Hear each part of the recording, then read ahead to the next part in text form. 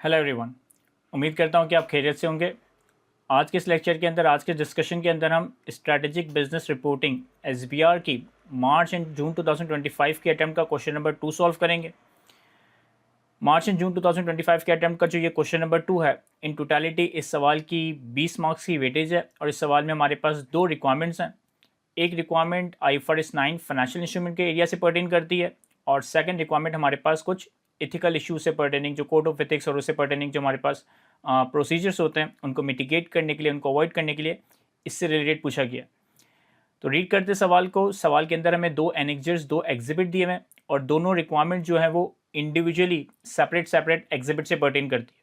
तो एक वक्त में हम एक एनेक्जर, एक एग्जिबिट को देखेंगे और उसकी रिक्वायरमेंट को सॉल्व करेंगे और फिर उसके बाद फिर हम दूसरी एग्जिबिट और दूसरी रिक्वायरमेंट पर आएंगे। अगेन, अगर आप ये सवाल बिल्कुल पहली बार देख रहे हैं तो हरगिज़ ये रिकमेंडेड नहीं होगा कि आप डायरेक्टली इसका वीडियो सोल्यूशन रेफर कर लें। अगर ये सवाल आप पहली बार देख रहे हैं तो आपको वीडियो को यहीं पॉज कर देना है, इस सवाल को पहले खुद से रीड करना है, खुद से अटैम्प्ट करने की कोशिश करनी है और उसके बाद अगर कोई चीज़ आपको समझ ना आए तो फिर आप इसका वीडियो सोल्यूशन रेफर कर लीजिएगा। डायरेक्टली अगर आप इसका वीडियो सोल्यूशन देखते हैं तो ऐसा इसका कोई ऐसा फ़ायदा नहीं होने वाला, मतलब इतना फ़ायदा नहीं होने वाला। एनीवे, कहता है ब्लेफोर्ड company, that is Blackford, operates in the football industry. It prepares its financial statement using IFRS accounting standard. The financial year end is 31st December 2007. हमारे पास एक कंपनी है ब्लैकफोर्ड कंपनी के नाम से, जो कि फुटबॉल इंडस्ट्री में ऑपरेट कर रही है। ये IFRS के हिसाब से अपने फाइनेंशियल्स प्रिपेयर करती है और ईयर एंड 31st दिसंबर 2007 है। कहता है the following exhibit available on the left hand side of the screen provides relevant information to the question. Exhibit 1 में हमारे पास फाइनेंशियल एसेट से पर्टेनिंग कोई इन्फॉर्मेशन है, that provides information about the financial asset held by the company. और exhibit 2 में हमारे पास इथिकल इश्यूज से पर्टेनिंग कोई इन्फॉर्मेशन है, that describes issues facing the company's new chief accountant. तो ये दो एग्जिबिट्स, दो एनेक्जर्स हमें गिवन है। The information should be use to answer the question's requirement with the response option provided. अब सवाल में हमारे पास दो रिक्वायरमेंट्स हैं। सबसे पहले पार्ट ए में कहता है in accordance with IFRS 9 financial instrument discuss the accounting treatment of the transaction in Exhibit 1 in the financial statement of the company for the year ended 31st December 2007। हमारे पास financial asset से pertaining कोई adjustment या कोई transaction दी हुई है जिसकी हमने अकाउंटिंग ट्रीटमेंट डिस्कस करनी है एज पर IFRS 9। इस पार्ट की वेटेज 8 मार्क्स की है। और सेकेंड रिक्वायरमेंट में कहता है कि using Exhibit 2 discuss the ethical issues raise by the scenario and the actions that Miss Hare should take to resolve these issues। Part 2 में, एग्जिबिट 2 में हमें कुछ इथिकल इश्यूज दिए गए, उसके वाले से हमें डिस्कशन करनी है और कोई खातून है, फीमेल है, मिस हैरिस के नाम से, उनको क्या एक्शन लेने चाहिए। चीफ अकाउंटेंट ने बेसिकली यहाँ पे इन्होंने जिक्र किया था, इसको क्या एक्शन लेने चाहिए ये हमें बताने। कहता है professional marks will be awarded in part B for the relevance of the ethical principles discussed and the actions identified. अच्छा, पार्ट बी की वैसे तो वेटेज 10 मार्क्स की है, लेकिन इस पार्ट से पर्टेनिंग एडिशनल 2 प्रोफेशनल मार्क्स हैं कि जो भी आपने एथिकल प्रिंसिपल की रेलेवेंस यहाँ पे क्रिएट की, डिस्कशन की, एक्शंस प्रोवाइडेड बताएं, इसके पर्टेनिंग आपको 2 एडिशनल प्रोफेशनल मार्क्स भी मिल रहे होंगे। तो ओवरऑल चलिए हमारे पास जो सवाल है ये 20 मार्क का है। अब पहले हम सिर्फ एग्जिबिट 1 को फोकस करेंगे और रिक्वायरमेंट नंबर ए को डिस्कस करेंगे। एग्जिबिट नंबर 1 में कहता है ब्लेफोर्ड acquired 5% of the equity share capital of Valeta company some years ago but did not make an irrevocable election at the initial recognition date to measure the investment at fair value through other comprehensive income. Subsequently, Valeta experienced significant operating losses and Bleford provided a substantial loan to Valeta on the normal commercial terms. कहता है हमारी company ने 5% share capital acquire किए एक investee company बैलेटिको के, और ये some years ago, कुछ सालों पहले एक्वायर किए। और जो ये 5% इक्विटी शेयर्स हमने एक्वायर किए, इनको हमने एज पर IFRS 9 के तहत fair value through OCI category में क्लासीफाई नहीं किया, fair value through OCI category में ऑप्ट करने का इररिवोकेबल ऑप्शन ऑप्ट नहीं किया, यानी कि इसको हमने default category fair value through P&L में अकाउंट फॉर कर दिया होगा। कहता है सब्सिक्वेंटली इस इन्वेस्टी कंपनी वैलेटा कंपनी ने कुछ सिग्निफिकेंट ऑपरेटिंग लॉसेस सफ़र किए हैं, तो इसके नतीजे में हमने इस कंपनी को सब्सटेंशियल लोन प्रोवाइड किया। और ये जो लोन प्रोवाइड किया गया ये नॉर्मल कमर्शियल टर्म्स पे, यानी कि ऑनलाइन बेसिस पे प्रोवाइड किया गया, कोई रिलेटेड पार्टी या कोई extra ordinary terms and conditions पे नहीं दिया गया। फिर कहता है एट 1 जनवरी 2007 हमारे करंट ईयर का पहला दिन है। हमारा इस सवाल में जो करंट ईयर एंड है वो 31 दिसंबर 2007 था। तो करंट ईयर के पहले दिन Bifloat still held 5% equity shares capital of Valeta in addition to the significant loan receivable, which was correctly classified, which were correctly measured at amortized cost.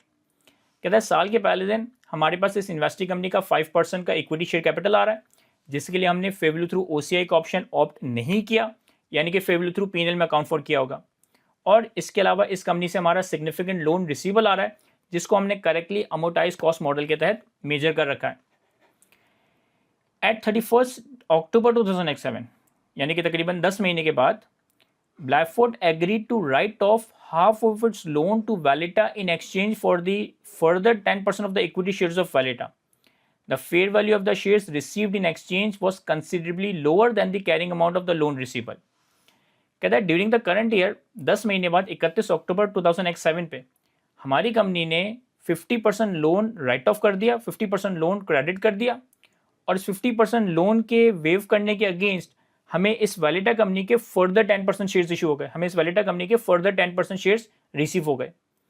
अच्छा, जो 10% shares हमें रिसीव हुए ना, उनकी फेयर वैल्यू काफ़ी कम है एज कम्पेयर टू कि जो हमने 50% लोन राइट ऑफ किया, जो हमने 50% लोन एक तरीके से सेटल किया।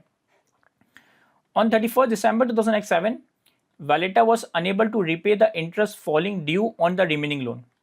देखिए 50% लोन तो हमारा 31 अक्टूबर 2007 पे ही वेव हो गया था। जो रिमेनिंग 50% लोन था 31 दिसंबर 2007 पे, ये जो वैलिटा कंपनी है जो बेसिकली यहाँ पर बोरोवर है, इसने इस रिमेनिंग 50% लोन के ऊपर भी जो इंटरेस्ट की पेमेंट बनती है, जो इंटरेस्ट की अमाउंट पे करनी है, वो ये पे ना कर सका, तो बेसिकली यहाँ पर हमारे पास 5% इक्विटी शेयर, यानी कि हमारे पास इक्विटी इन्वेस्टमेंट्स हैं। फिर इसके अलावा एक लोन रिसीवेबल है जो कि हमारी नॉर्मल डेट इन्वेस्टमेंट है। फिर हमारे पास एक शेयर एक्सचेंज सेटलमेंट हो रही है कि हमारी जो डेट, मतलब हमारे पास जो फाइनेंशियल एसेट डेट था उसको हम सेटल कर रहे हैं बाय रिसीविंग शेयर्स, और फिर इस लोन पे भी डिफ़ॉल्ट हो गया। और ये सारी बातें हमें कही इन्होंने। रिक्वायरमेंट में हमें क्या कहा था? रिक्वायरमेंट में हमें कहा था कि हमें as per IFRS 9 accounting treatment discuss करनी है, और हमारा ईयर एंड 31 दिसंबर 2007 है। अब देखिए यहाँ पर हम क्या क्या बातें करेंगे। यहाँ पर हम जिस सीक्वेंस में इन्फॉर्मेशन दी हुई है उसी सीक्वेंस में आप अकाउंटिंग ट्रीटमेंट साथ साथ एक्सप्लेन करते रहें और अकॉर्डिंगली अपना आंसर ड्राफ्ट कर सकते हैं। 8 मार्क का अगर सवाल है तो कम से कम हमें 8 पॉइंट्स या 8 बातें यहाँ पर बतानी चाहिए ताकि हम यहाँ पर मैक्सिमम सिक्योर कर सके। सवाल में जो इन्फॉर्मेशन दी हुई है अगर हम इसी सीक्वेंस में इसको सॉल्व करने की कोशिश करें। सबसे पहले इन्होंने कहा था कि जो 5% शेयर्स हमारे पास हैं इसे हमने फेयर वैल्यू थ्रू OCI में ऑप्ट नहीं किया, यानी कि हमने इसको fair value through P&L category में रखा होगा। तो अगर हम इसको थोड़ा सा लिखना शुरू करें, आंसर ड्राफ्ट करना शुरू करें, तो हम क्या लिखेंगे? 5% shares of Valeta that were acquired many years ago and were not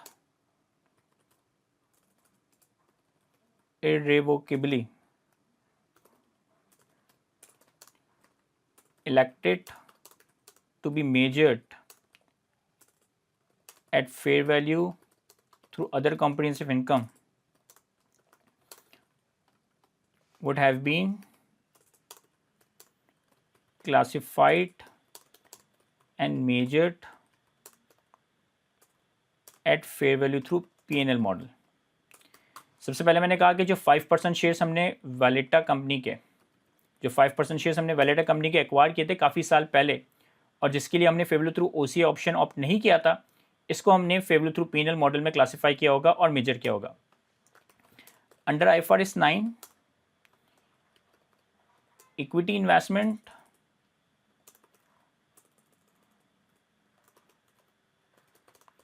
measured at fair value through P&L should be remeasured to its fair value at each reporting date with changes in the fair value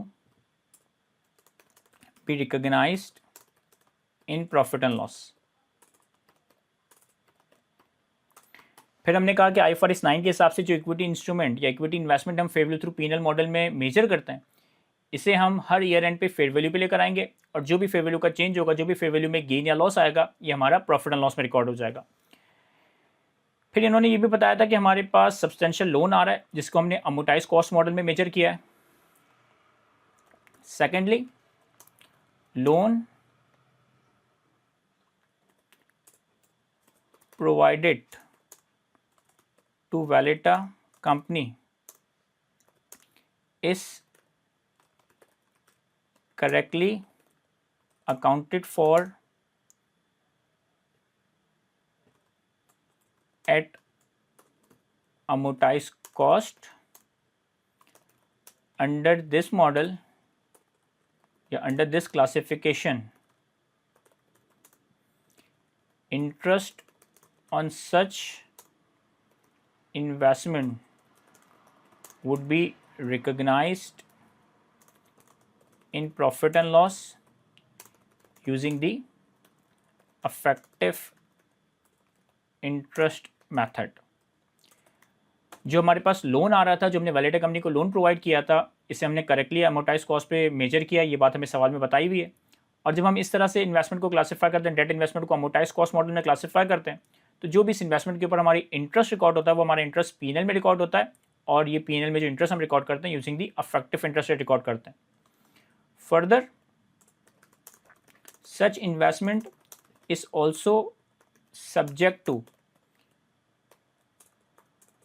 impairment requirements under IFRS 9. Accordingly, 12-month ECL would have been recognized at initial recognition and subsequently ECL would be reassessed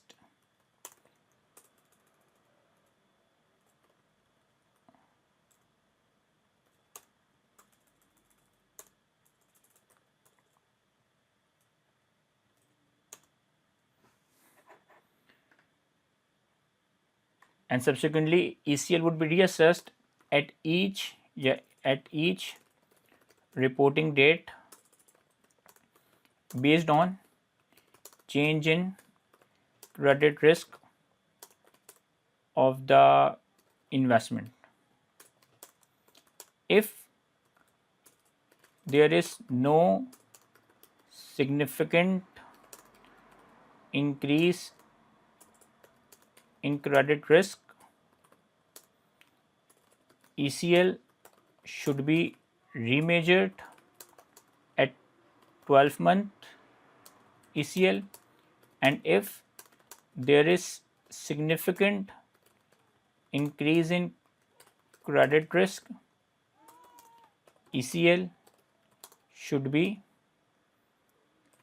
remeasured at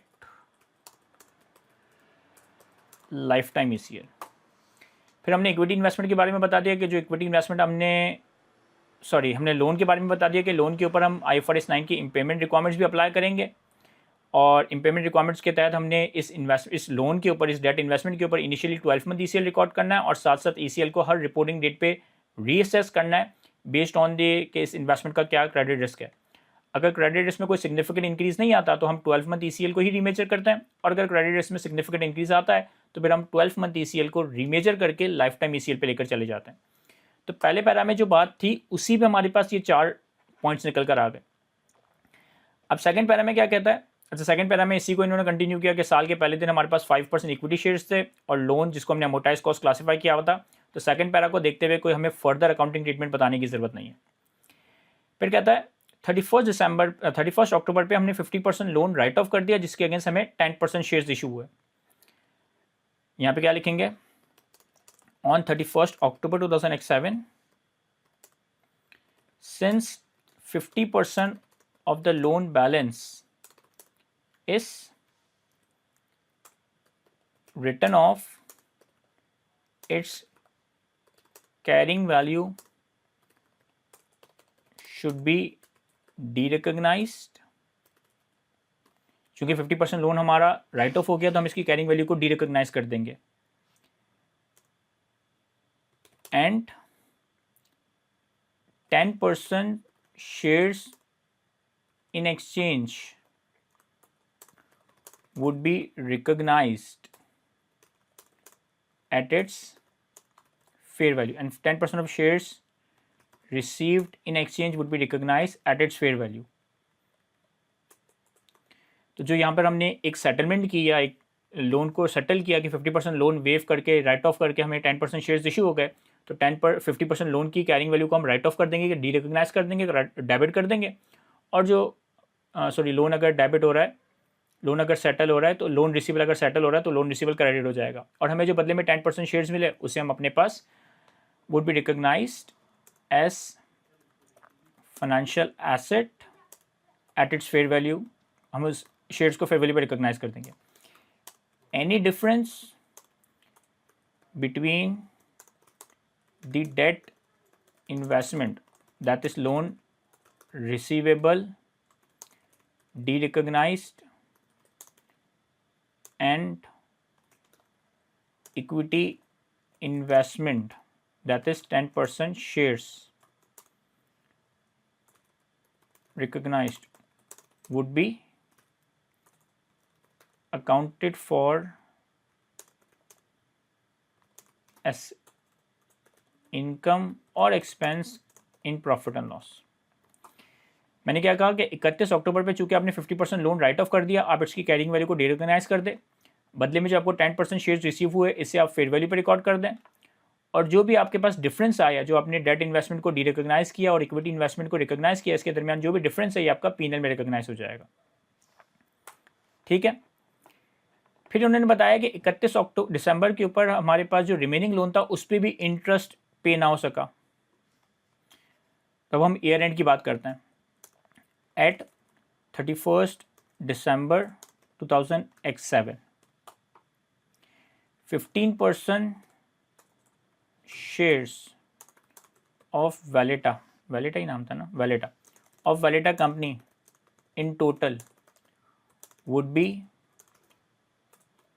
remeasured to its fair value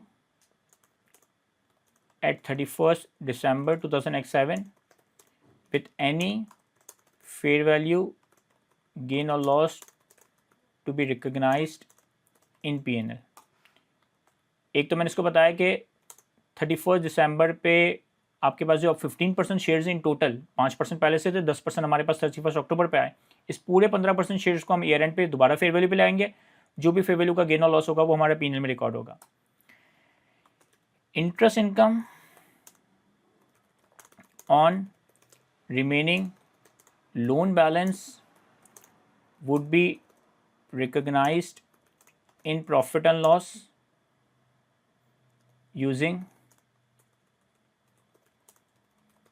effective interest rate method। effective interest rate method या effective interest method, जो हमारा remaining loan balance है year and पे हमें इसके ऊपर interest income record करनी है using the effective interest rate method। And since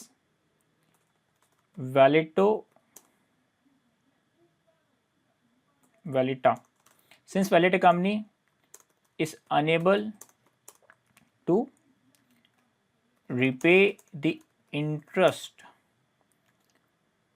falling due on the loan, since Valeta company is unable to repay the interest falling due on the loan,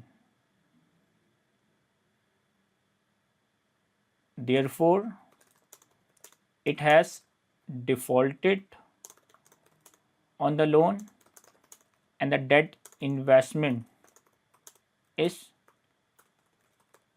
credit impaired। चूंकि उन्होंने interest पे default कर दिया, हमें interest पे नहीं किया, तो इसका मतलब ये डेट इन्वेस्टमेंट इम्पेयर हो चुकी है। देयरफॉर ECL must be, या ECL would be remeasured to lifetime ECL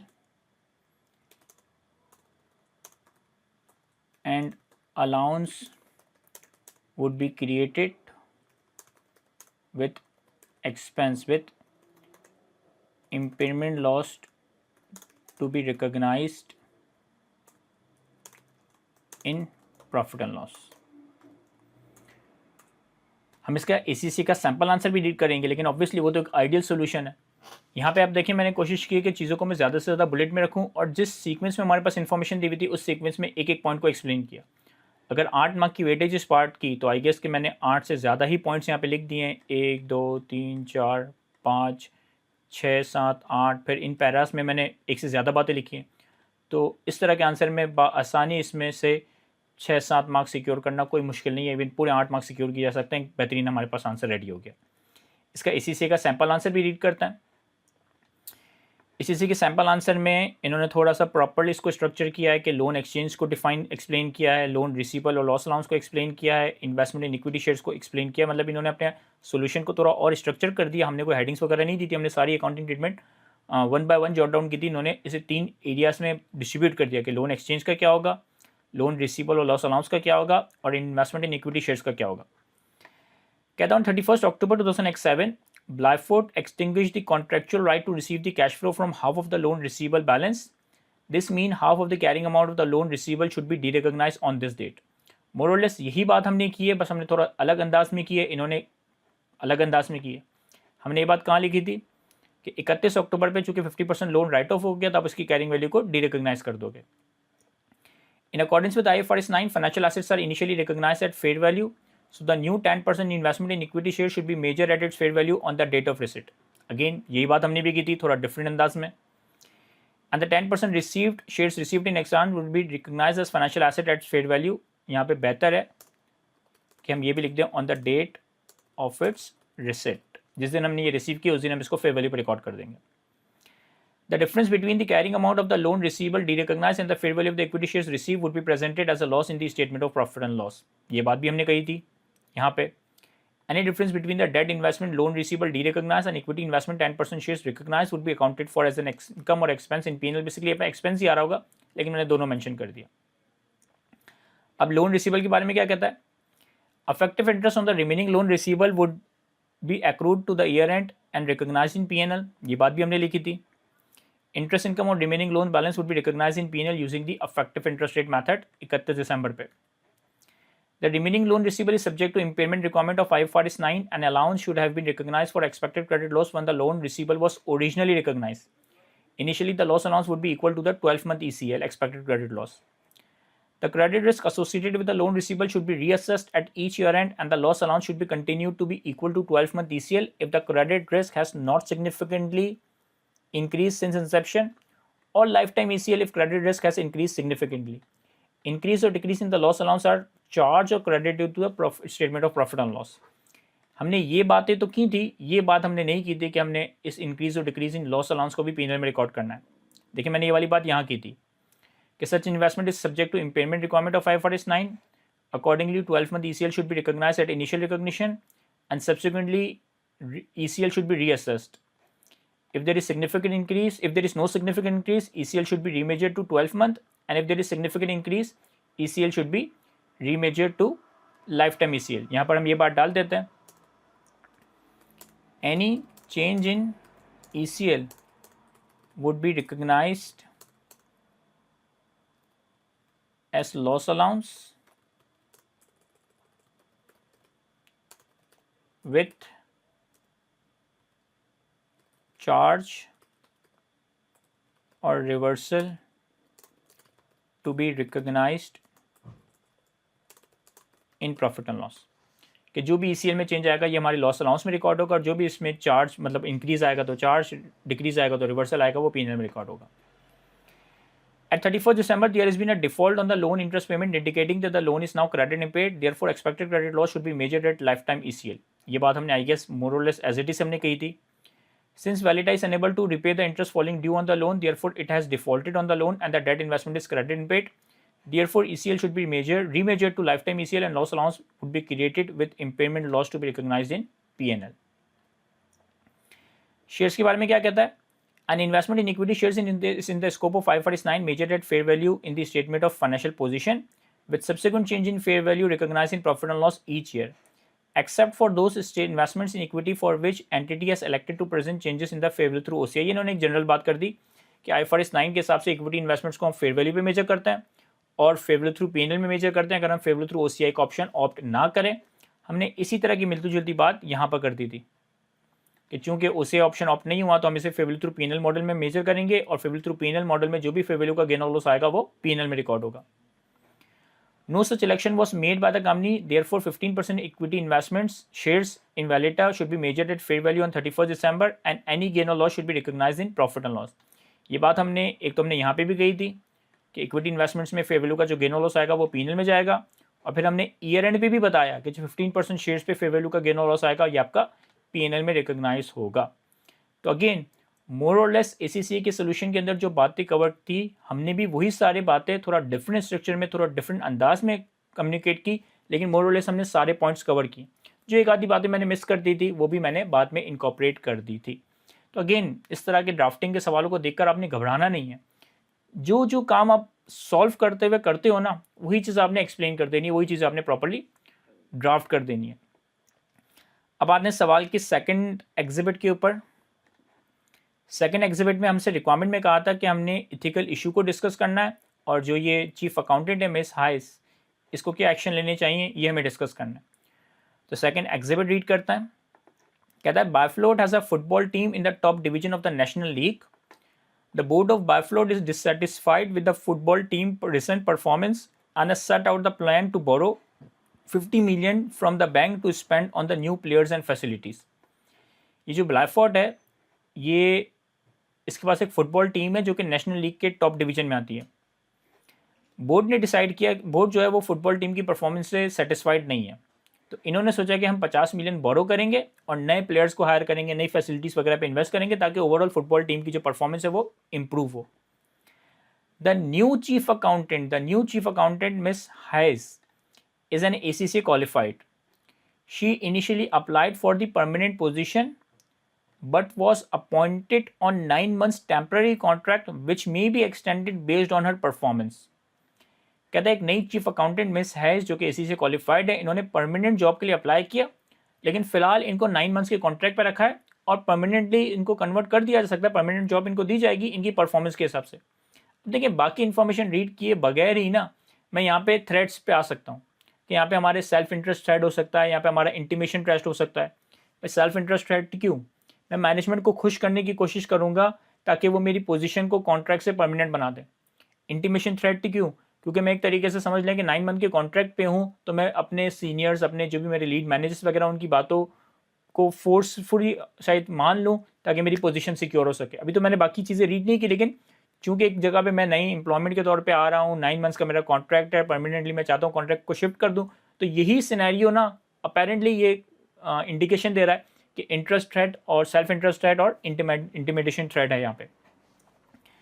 आगे कहता है she reports to the finance director under the pressure from the finance director Chief Accountant has produced an optimistic analysis indicating that 50 million investment will be worthwhile and will achieve the board objective. Chief Accountant is aware from recent press reports that similar football team have to spend significantly more than 50 million to achieve similar result. This analysis has not yet been sent to the bank. कहता है ये जो chief accountant है ना ये finance director को report करती है। फाइनेंस डायरेक्टर के प्रेशर की वजह से उन्होंने कुछ ऑप्टिमिस्टिक एनालिसिस बनाए कि 50 मिलियन में जो है ना परफॉर्मेंस इंप्रूव हो जाएगी, बोर्ड का ऑब्जेक्टिव अचीव हो जाएगा। जबकि मिस हाइस जानती हैं कि रिसेंट जो रिपोर्ट्स वगैरह हैं, पास्ट एक्सपीरियंस है, पब्लिक इन्फॉर्मेशन है, उसकी बेसिस पे अगर हमें अगर हमें परफॉर्मेंस में इंप्रूवमेंट लानी है तो 50 मिलियन से कुछ नहीं होगा, हमें बहुत ज़्यादा खर्चा करना पड़ेगा। अभी तक ये एनालिसिस इन्होंने बैंक को सेंड नहीं किया। Ms. Hayes is concerned that Barfloat will face a cash flow shortage within 12 months of the reporting date. This is dependent on the club's future performance, its ability to renegotiate its overdraft facility, and the company's relationship with its key shareholders. The board has told Ms. Hayes that a going concern assessment is not required and that she is to make no reference to any financial difficulties in the company's financial statement. इसके अलावा ये जो miss हाइस है chief accountant है, इसको concern है कि यार ये कंपनी को जो है ना कैश फ्लो शॉर्टेज आ सकता है अगले 12 महीनों में, लेकिन ये डिपेंडेंट है, अगेन आ सकता है, ज़रूरी नहीं क्या है, ये डिपेंडेंट है कि फ्यूचर में क्लब की परफॉर्मेंस क्या होगी, कंपनी अपनी ओवरड्राफ्ट फैसिलिटी को कैसे रीनेगोशिएट करती है, कंपनी के अपने शेयर होल्डर्स के साथ क्या ताल्लुकात है। बोर्ड ऑफ डायरेक्टर्स ने मिस चीफ अकाउंटेंट को कहा कि आपको गोइंग कंसर्न असेसमेंट को देखने की ज़रूरत नहीं है और कोई ज़रूरत नहीं है फाइनेंशियल स्टेटमेंट्स के अंदर मेंशन करने की कि कंपनी की फाइनेंशियल डिफिकल्टीज चल रही है। तो अगेन यहाँ पर तो क्लियर कट इंटीमेशन थ्रेट है, यहाँ पर तो क्लियर कट इंटीमेशन थ्रेट है। ये सेल्फ इंटरेस्ट थ्रेट था कि वो गलत बातें रिपोर्ट करने का सोचेगी ताकि परफॉर्मेंस अच्छी हो, जॉब सिक्योर हो जाए, और ये ऊपर से बोर्ड की तरफ से, फाइनेंस डायरेक्टर की तरफ से प्रेशर है, यानी कि इंटीमेशन थ्रेट है। Most of the Bifloat board, including the finance director, are ex-professional players. Ms. Hayes has never played football professionally and believes that as a result, the board does not respect her opinion. अच्छा, फिर एक और मसला है, कहता है इस company के जो बोर्ड ऑफ डायरेक्टर्स हैं ना, उसमें से ज़्यादातर जो है वो x professional, x football members हैं, एक्स फुटबॉल प्लेयर्स हैं, और जो ये चीफ अकाउंटेंट है इसने कभी प्रोफेशनली फुटबॉल खेला ही नहीं है। इसको लगता है कि मैं जो भी राय दूंगी, मशवरा दूंगी, ओपिनियन दूंगी, तो मेरे ओपिनियन की कोई ऐसा वर्थ नहीं होगी, क्योंकि मैं तो फुटबॉल को प्रोफेशनली जानती नहीं। तो यहाँ थोड़ा सा मसला ये है कि बोर्ड में ना डाइवर्सिफिकेशन नहीं है। अगर बोर्ड में प्रॉपर डाइवर्सिफिकेशन होती, सिर्फ फुटबॉल प्लेयर्स ना होते और भी डिफरेंट बिजनेस के एरियाज़ के डायरेक्टर्स वगैरह होते, तो मेरे ख्याल डिसीजन मेकिंग ज़्यादा बेहतर होती।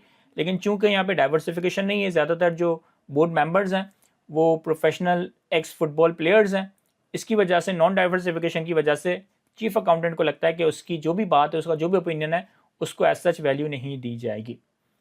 अब ये एक अच्छा पार्ट है। इस पार्ट की वेटेज कितनी थी? 10 मार्क की वेटेज थी और 2 मार्क्स प्रोफेशनल थे। हमें यहाँ पे इस इशू को भी डिस्कस करना है, एथिकल इशू को भी डिस्कस करना है, और साथ साथ मिस हायस को क्या एक्शन लेने चाहिए वो भी बताना है। तो हम यूँ कर सकते हैं कि हम पैरा बाय पैरा चले, हर पैरा में क्या मसला है, क्या एक्शन है, ये बता दें। या हम यूँ भी कर सकते हैं कि पहले सारे इश्यूज़ बता दें और उसके बाद सारे जो भी प्रिवेंटिव मेजर्स हैं, जो भी एक्शंस इनको लेने चाहिए, वो एक साथ जॉट डाउन कर दें। दोनों एक्सेप्टेबल सॉल्यूशंस हैं, जैसा आप चाहें इसको प्रेजेंट कर सकते हैं। मैं पहले सारे इश्यूज एक जगह जॉट डाउन कर देता हूँ और उसके बाद फिर जो है ना, जो भी एक्शंस चीफ अकाउंटेंट को लेने चाहिए वो एक साथ जॉट डाउन करूँगा, ताकि हम थोड़ा स्ट्रक्चर्ड प्रोफेशनल वे में आंसर करें कि पहले हम सारे मसले बता देंगे इश्यूज़ के नाम से, और उसके बाद फिर जो है ना हम क्या कहते हैं उनके सोल्यूशंस या जो भी एक्शंस हैं जो कि मिस हायस को लेने चाहिए, वो हम अकॉर्डिंगली यहाँ पे जॉट डाउन करने की कोशिश करते हैं। यहाँ देखें, पहले हम इथिकल इश्यूज एक जगह लिख लेते हैं,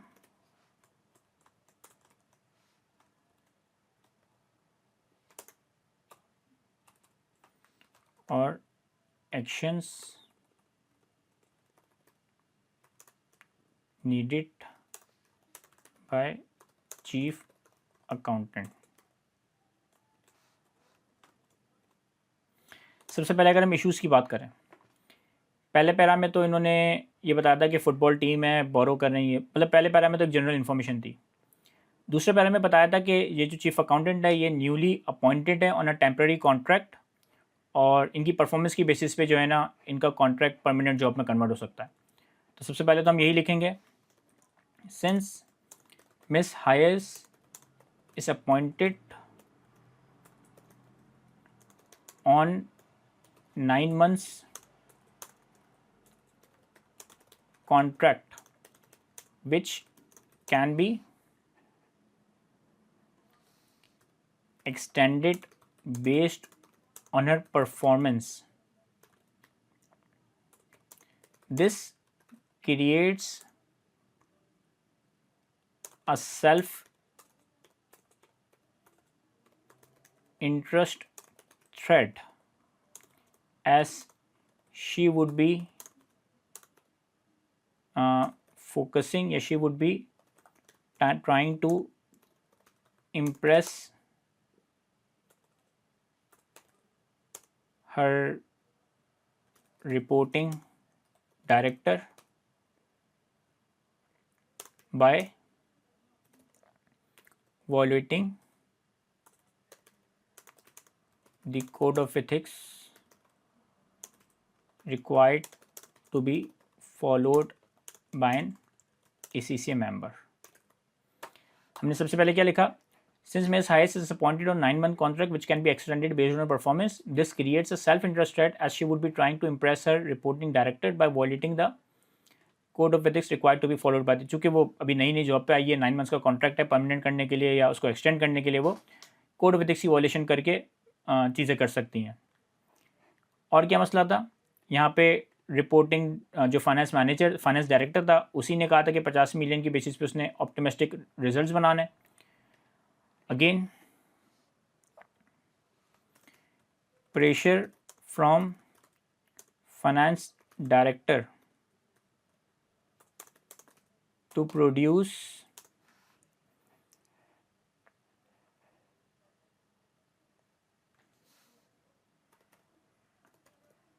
optimistic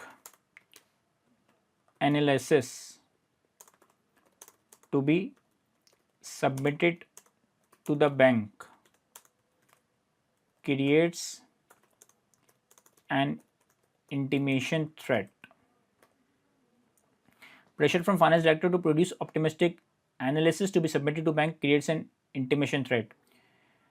चूँकि डायरेक्टर प्रेशर डाल रहा है कि आपने ऑप्टिमिस्टिक एनालिसिस क्रिएट करना है, जो कि ऑप्टिमिस्टिक एनालिसिस प्रोड्यूस कर एनालिसिस ऑप्टिमिस्टिक वे में प्रोड्यूस करने ताकि बैंक को सबमिट कर सकें, और ये प्रेशर में ये काम किया जा रहा है, तो ये एक इंटिमेशन थ्रेट है। जबकि वो ये जानती हैं कि ये सारी बातें सही नहीं हैं, प्रेस को देखते हुए, पब्लिक इन्फॉर्मेशन को देखते हुए, कि अगर परफॉर्मेंस को बेहतर करना है तो काफ़ी ज़्यादा सिग्निफिकेंट इन्वेस्टमेंट करनी पड़ेगी। इसको मैं एक्शंस में कवर करूँगा कि इसको हमने कैसे कवर करना है। और क्या है इसके अलावा यहाँ पर जो है, इनको लगता है कि कैश फ्लो के मसले आ सकते हैं, और कैश फ्लो के मसले आ सकते हैं जो कि डिपेंडेंस है, कि जो कि क्लब की परफॉर्मेंस पे डिपेंडेंट है, रीनेगोशिएशन के ऊपर डिपेंडेंट है, शेयर होल्डर्स के ताल्लुकात रिलेशनशिप के ऊपर डिपेंडेंट है। बोर्ड कह रहा है कि जो है ना, गोइंग कंसर्न की बात करने की ज़रूरत नहीं है। Again since the board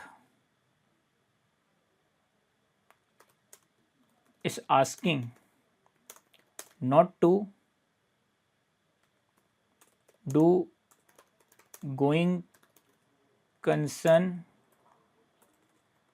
assessment and not to make any reference about any financial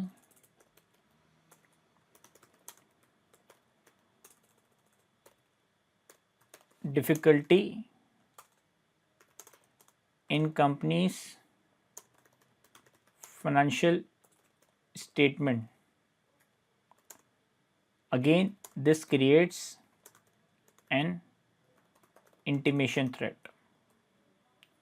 तो यहाँ पर बेसिकली जो फेस पे नज़र आ रहा है वो एक तो सेल्फ इंटरेस्ट थ्रेड है कि एक तो वो भी अपना जॉब सिक्योर करना चाहती है, दूसरा सेल्फ इंटीमेशन थ्रेड है कि डायरेक्टर भी प्रेशर डाल रहा है ऑप्टिमिस्टिक एनालिसिस बनाने का, बोर्ड भी प्रेशर डाल रहा है कि गोइंग कंसर्न के ऊपर कोई बात ना की जाए, फाइनेंशियल डिफिकल्टीज वगैरह को बात मेंशन ना किया जाए। तो ये हमारे पास इथिकल इश्यूज आ गए। अब एक्शंस में हम क्या क्या लिखेंगे?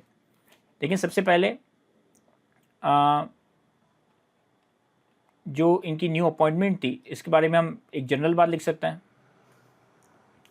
Miss has been an ACCA member is required to comply with the ethical requirements, ethical principles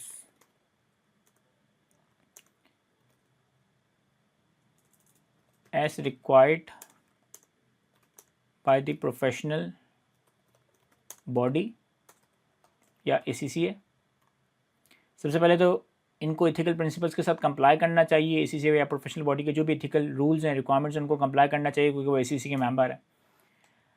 अब अगर हम बात करें कि ये जो ऑप्टिमिस्टिक एनालिसिस बैंक को ये सबमिट करने का सोच रहे हैं, इसके बारे में हम क्या लिखेंगे? मिस हाइस शुड, क्या था यहाँ पे, under pressure miss has produce optimistic analysis indicating कि 50 million investment will be worthwhile when achieve the board direct objective. Miss Aware is self-aware from the press report that similar football team have to spend significantly more than 50 million to achieve the similar result. Miss Ayes should discuss the analysis made with the finance director and explain that based on recent press report, similar football teams have to spend significantly more than 50 million, क्या था, $50 million to achieve the desired result. पहले तो ये अपने finance director के साथ ही discuss करें कि ये जो एनालिसिस हमने बनाया है बेस्ड ऑन रिसेंट रिपोर्ट्स हमें ज़्यादा खर्च करना पड़ेगा, and the result should be the analysis should be made on reasonable basis, not, क्या टर्म इन्होंने इस्तेमाल किया था, ऑप्टिमिस्टिक वन। रीजनेबल बेसिस पे ये एनालिसिस बनानी चाहिए, ऑप्टिमिस्टिक बेसिस पे नहीं। फिर यहाँ पे कि जो 12 मंथ्स वाली बात थी कि फाइनेंशियल डिफ़िकल्टी वगैरह है, तो पहले तो मिस हायस को खुद असेस करना चाहिए। मिस हायस should assess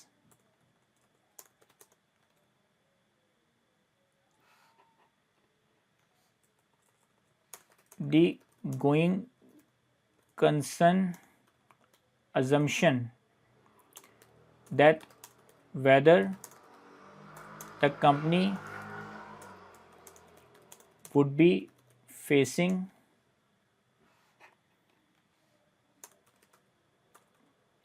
cash flow shortage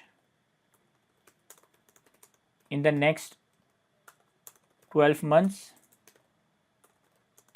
or not. If yes, she should incorporate, she should disclose the same in financial statement. फिर हमने उनको कहा कि पहले तो उनको असेस करना चाहिए कि गोइंग कंसर्न अजम्पशन वैलिड है या नहीं, क्या कंपनी शॉर्टेजेस फेस करेगी या नहीं करेगी, और अगर वो करेगी तो फिर ये बातें फाइनेंशियल स्टेटमेंट्स के अंदर डिस्क्लोज होनी चाहिए।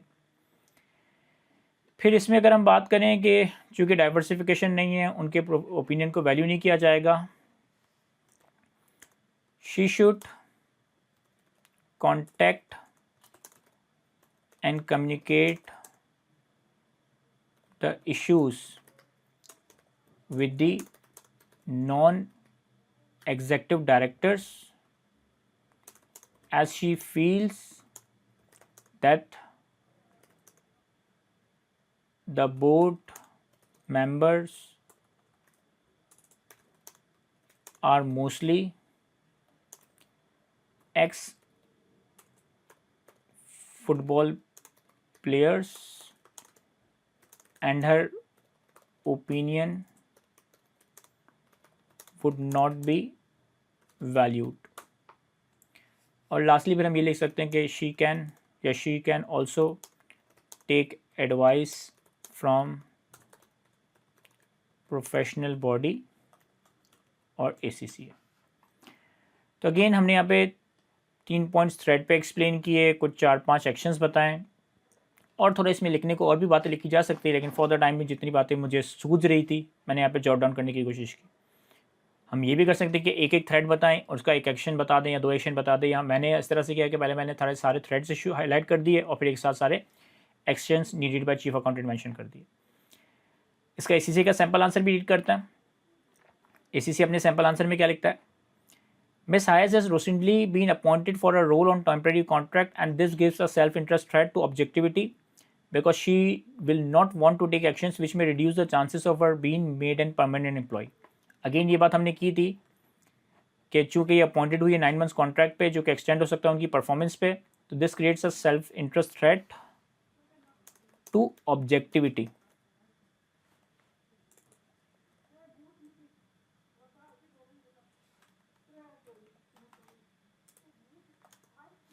as she would be trying to impress her reporting directors by violating the code of ethics. Knowingly producing the incorrect analysis for the bank demonstration represents lack of integrity. It is important that Ms. Hayes does not submit the incorrect analysis to the bank. It may be Ms. Hayes is subject to intimidation threat as she is under pressure from the finance director. A professional accountant should not allow her action to be influenced by pressure. तो हमने ये बात क्या किस तरह से लिखी कि जो प्रेशर आ रहा है डायरेक्टर की तरफ से ऑप्टिमिस्टिक एनालिसिस बनाने का बैंक को सबमिट करने के लिए इंटिमेशन थ्रेट है, और एज अ इसी से मेंबर उनको ये थ्रेट नहीं लेना चाहिए. Then she should discuss the assumption with the finance director and corroborate them based on past experience and public information. If the assumptions are found to be over optimistic, the analysis should be revised based on realistic assumption. ये बात हमने actions में cover की थी कि Ms. Hayes should discuss the analysis with the finance director and explain that based on recent press reports, similar football team have to spend significantly more than 50 million to achieve the desired result, and the analysis should be made on reasonable basis, not optimistic one. Financial statements are relied upon the large range of primary users to make economic decisions. It is important that their users are not misled. If there is a going concern uncertainty, then in accordance with the IS1 presentation of financial statement, they should be disclosed. However, before this, Mr. Hayes is required to assess the range of information about the company's ability to continue as going concern. It may be that Bifloat has sufficient cash to continue trading for the 12 months from the reporting date. However, if Ms. Hayes still believes that there is a going concern uncertainty, they should raise concern with the finance director or the other members of the board of directors. This may, however, prove difficult due to pressure from the finance director, lack of diversity in the board, and the fact that Ms. Hayes feels her opinion is undervalued. Ms. Hayes may therefore need to raise her concern with the non-executive directors or with the external auditors. अच्छा, हमने external auditors वाला point miss कर दिया था, हम add कर लेंगे. She should also consider seeking advice from ACCA or legal professionals. तो हमने ये सारी बातें डिफरेंट वे में अंदाज की कि सबसे पहले उसे बोर्ड कह रहा है कि गोइंग कंसर्न पे बात ना की जाए तो ये एक इंटिमेशन थ्रेट है. इनको क्या करना चाहिए कि पहले गोइंग कंसर्न अजम्पशन को खुद असेस कर लें, और अगर वो वैलिड नहीं है तो ये फाइनेंशियल्स में डिस्क्लोज होना चाहिए. ऑब्वियसली डिस्क्लोज करने के लिए डायरेक्टर्स वगैरह को बताना पड़ेगा, उससे बात लेनी पड़ेगी, उससे परमिशन, उनकी इन्फॉर्मेशन, उनकी नॉलेज में लाना पड़ेगा. फिर हमने कहा कि यही चीज़ वो नॉन एग्जीक्यूटिव डायरेक्टर से डिस्कस कर सकती है. यहाँ पे हम मैनेज ये भी कर सकते हैं एंड एक्सटर्नल ऑडिटर्स, क्योंकि उनको लगता है कि उनकी ओपिनियन को वैल्यू नहीं दी जाएगी. और she should also take advice from professional body, ACCA और लीगल प्रोफेशनल्स. तो मोरलेस हमने तकरीबन सारी बातें ही कवर की है, थोड़ा डिफरेंट वे में, थोड़ा डिफरेंट अंदाज में, लेकिन कवर हमने सब कुछ करने की कोशिश की है. तो इस तरीके से आपने सिंपली इस तरह के सवालों को टैकल करना है. एक वक्त में एक पैरा को फोकस करें, एक इन्फॉर्मेशन को फोकस करें, उसके ऊपर अपना पॉइंट दें. अगर कोई थ्रेड्स हैं, कोई एक्शंस हैं, कोई अकाउंटिंग इम्प्लीकेशंस है, वन बाय वन चलें. अगेन इस तरह के सवालों में आपको ज़्यादा चैलेंज नहीं आएगा. एनीवे, आई होप कि ये सवाल, इसकी डिस्कशन, इसकी एक्सप्लेनेशन, इसका सोल्यूशन, ये सारी चीज़ें मैं आपसे अच्छे से डिस्कस कर सका हूँ. आज की अपनी इस गुफ्तगू को हम यहीं तक रखते हैं. Thank you.